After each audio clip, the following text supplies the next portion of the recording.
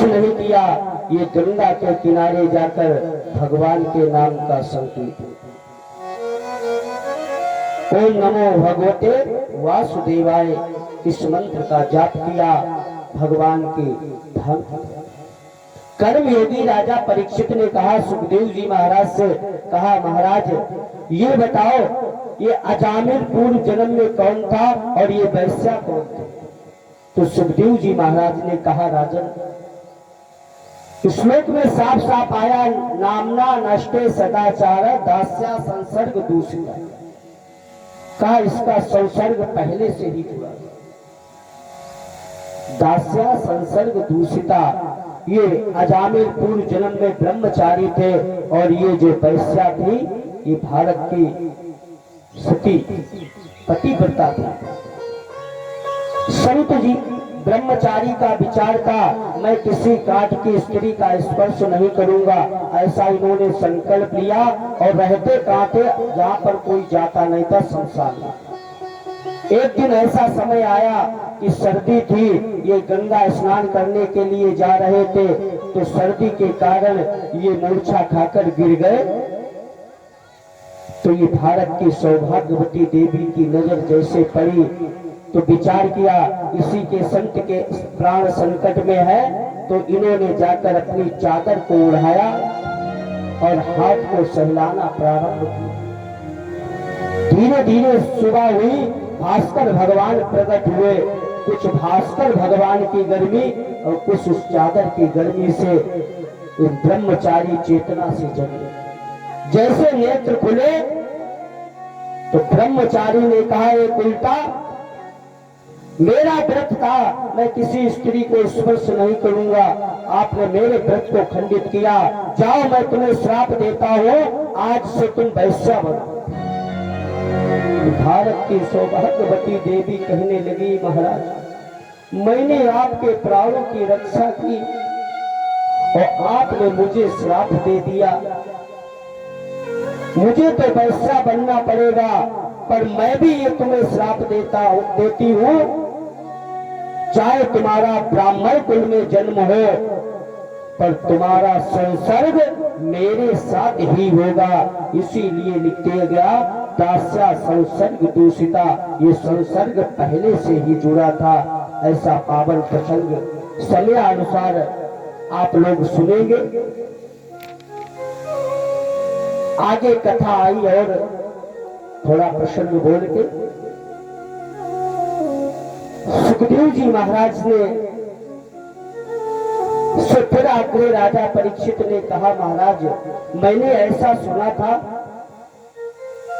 कि देवताओं के एक बार गुरु बृहस्पति जी नाराज हो गए तो देवताओं को अपना राज्य गंवाना पड़ा, ऐसा क्या कारण हो गया जो देवताओं ने अपने गुरु बृहस्पति जी का अपमान कर दिया?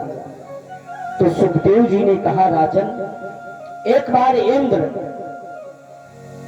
अपने मत में भूल गए, सभा लगी थी, बड़े बड़े देवता लोग, 49 पवन 8 वसु सभी जाकर सभा में इंद्र का सम्मान कर रहे, खूब आना जाना भीड़ लगी। महाराज इंद्र की जय जयकार हो और इंद्र अपने मद में चूर हो गए। गुरु बृहस्पति जी महाराज पहुंचे तो इंद्र ने बृहस्पति जी का सम्मान नहीं किया, बृहस्पति जी को क्रोध आ गया।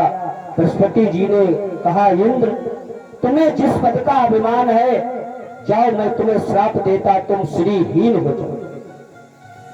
गुरु बृहस्पति जी नाराज होकर चले आए और जैसे ये बात दैत्यों को पता लगी कि देवताओं के गुरु नाराज है,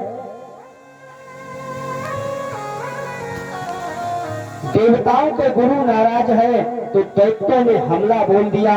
सारे देवता परास्त होकर भाग खड़े हुए और स्वर्ग पर दैत्यों का राज। अब सारे देवता भयभीत होकर ब्रह्मा जी के पास पहुंचे, कहा प्रभु दैत्यों के अत्याचार से हमें राज्य गंवाना पड़ा। तो ब्रह्मा जी ने कहा, देवताओं आपने अपने गुरु का अपमान किया है, उस अपमान के कारण आपका ये पद चला गया है। भगवान का कोई एक बार अपमान कर दे तो भगवान गुरु के माध्यम से भगवान मान जाते, पर अगर गुरु का अपमान कर दो तो भगवान में भी सामर्थ्य नहीं, मुझ में भी सामर्थ्य नहीं आपकी रक्षा कर। अब देवताओं ने कहा ब्रह्मा जी से, आप हमें मार्गदर्शन करें, हमें क्या करना चाहिए। तो कहा बगैर गुरु से जीवन में कल्याण नहीं होगा, गुरु बिन भव निधि तरई न कोई, चाहे बिरंच शंकर समो। तो ब्रह्मा जी ने कहा ऐसा करो, अपना काम बनाने के लिए नहीं, लोग कहते गधे को भी बाप बना, ऐसा करो अब तुष्टा के जो पुत्र है विश्वरूप, उन्हें अपना गुरु बना लो, तभी तुम्हें पुनः राज्य प्राप्त होगा। ब्रह्मा जी के कहने से देवताओं ने विश्वरूप को अपना गुरु बनाया। विश्वरूप ने नारायण कवच का पाठ देवराज इंद्र से कराया और उस कवच के प्रभाव के कारण पुनः स्वर्ग का सुख प्राप्त हुआ। सारे देवता परास्त हो गए। तो कर्मयोगी राजा परीक्षित ने कहा महाराज, हमने ऐसा सुना विश्वरूप के 3 मुख थे, इनके जो गुरु दूसरे इन्होंने बनाए उनके 3 मुख थे, एक से अन्न का पान करते थे, एक से सोम रस पीते थे और एक से जलपान जल का सेवन करते थे। हमने ऐसा सुना इंद्र ने इनका वध कर दिया था, ऐसा क्या अपराध हो गया। तो सुखदेव जी महाराज ने कहा देवताओं, जब आहुति दी जाती थी, हवन होता था, तो चोरी छुपे विश्वरूप अपने दैत्यों को भी आहुति दे देते थे, और जब दैत्यों को आहुति दे देते थे, ऐसा देवराज इंद्र ने 2 बार देखा, तीसरी बार में इंद्र को क्रोध आ गया, इंद्र ने उनका सर ही काट दिया, अपने गुरु का सर। और ऐसा क्यों करते थे विश्वरूप, जो दैत्यों को आहुति देते थे, तो विश्वरूप की माता थी वो दैत्य कुल से थे, तो मात्र स्नेह के कारण ये दैत्यों को भी भोग देते थे। इसी कारण इन्होंने विश्वरूप का वध कर दिया। अब ब्रह्म हत्या का पाप लगा देवराज इंद्र को, और जब ब्रह्म हत्या का पाप लगा इंद्र को, तो इंद्र ने विचार किया क्या करे, कब तक छुपा के रखे इस पाप को। संतों का मंथन हुआ तो कहा इसे 4 भाग में परिवर्तित करो। कहा इसे पृथ्वी को दो। पृथ्वी ने लेने से मना कर दिया, हम इस अपराध को नहीं लेंगे। और इनके जो पिता थे, विश्वरूप के जो पिता थे, उन्हें इतना क्रोध आ गया, उन्होंने वृत्तासुर को प्रकट कर दिया इंद्र को मारने के लिए।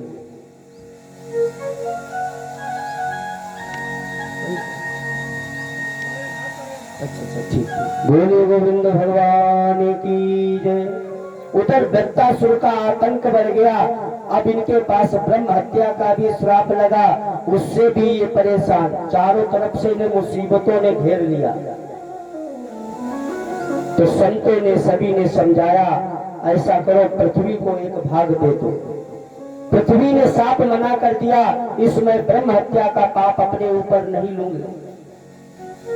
संतों ने समझाया ऐसा है, राजा ने अगर कोई अपराध कर दिया तो प्रजा की जिम्मेवारी है उस राजा का सहयोग करना। हमारी आपकी नैतिक जिम्मेवारी है, अगर राजा से कोई अपराध हो गया तो हमारी जिम्मेवारी है उसका सहयोग करना। तो कहने से पृथ्वी ने कहा हम इस पाप को तो ग्रहण करेंगे, पर हमें इससे लाभ क्या होगा। तो 4 भाग 1 भाग पृथ्वी को दिया। जितनी भी ये बंजर भूमि है, ये ब्रह्म हत्या का ही श्राप। पृथ्वी को वरदान दिया, समय आने पर जो तुम्हारे यहाँ गड्ढे होंगे, समय आने पर भर जाएगा। दूसरा हिस्सा वृक्षों को दिया। वृक्षों ने कहा इस अपराध को लेकर हमें क्या फायदा होगा। तो भगवान ने कहा वृक्षों, जो वृक्ष में गोंद निकलता है ये ब्रह्म हत्या का ही श्राप। कहा तुम्हारी छाया के नीचे जो बैठेगा उसे शीतलता प्रदान होगी और तुम्हारे वृक्ष से फल निकलेंगे, ये हम तुम्हें आशीर्वाद देते। और तीसरा, जल को दिया। जलने का महाराज ये अपराध हम क्यों ले, हमें लाभ क्या होगा?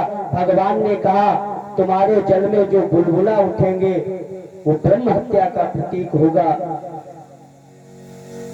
और चौथा स्थान जो दिया वो माताओं को दिया। इस ब्रह्म हत्या के कारण तुम्हें संतान प्राप्त होगी। बोलिए गोविंद भगवान की जय, भागवत भगवान की जय। गोविंद